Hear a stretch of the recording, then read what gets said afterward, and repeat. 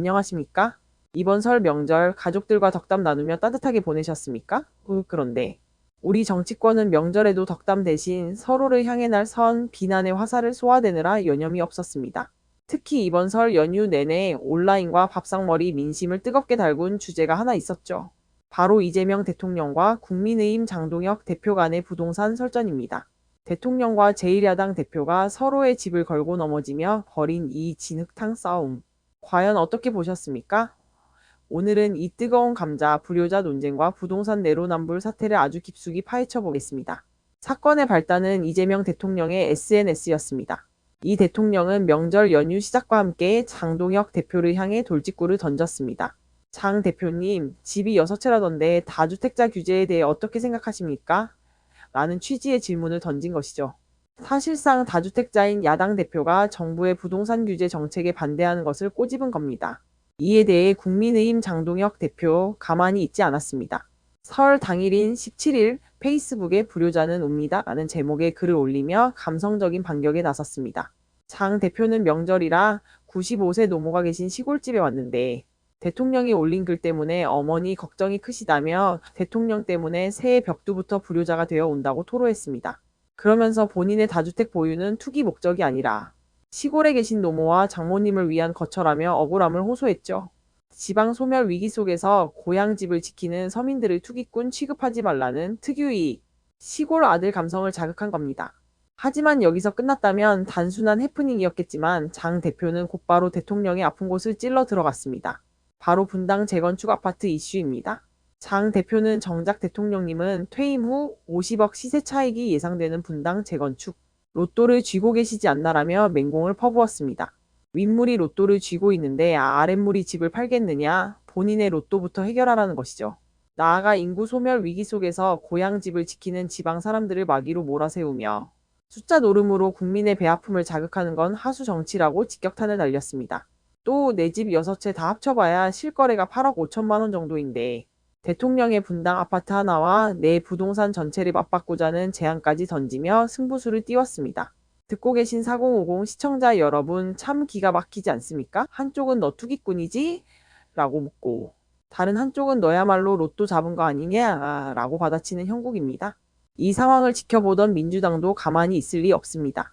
김현정 원내대변인은 즉각 서면 브리핑을 통해 장 대표를 향해 제1야당 대표로서의 매너와 품격은 찾을 길이 없다며 맹비난했습니다.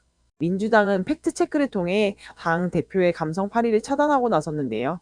장 대표가 시골집과 노모 이야기를 하며 본질을 흐리고 있는데 사실 장 대표가 가진 집은 그 시골집뿐만이 아니라고 지적했습니다.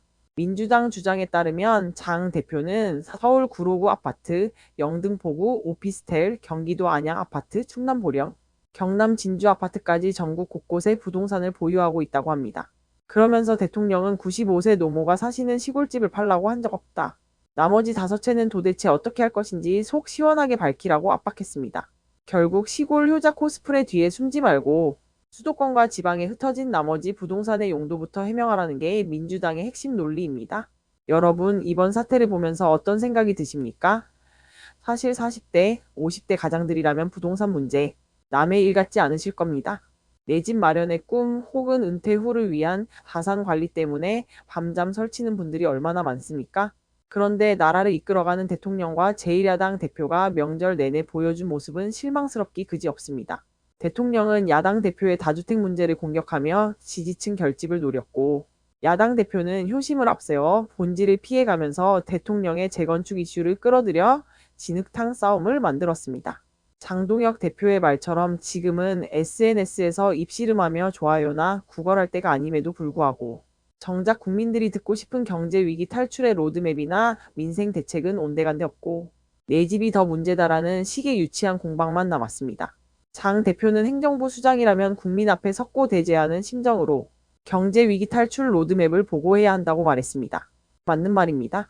하지만 그 말을 하는 야당 대표 역시 본인의 다주택 보유 현황에 대해 시골집이다, 가격이 싸다는 변명 대신 공직자로서 국민 눈높이에 맞는 명확한 처분 계획이나 입장을 밝히는 것이 먼저 아닐까요?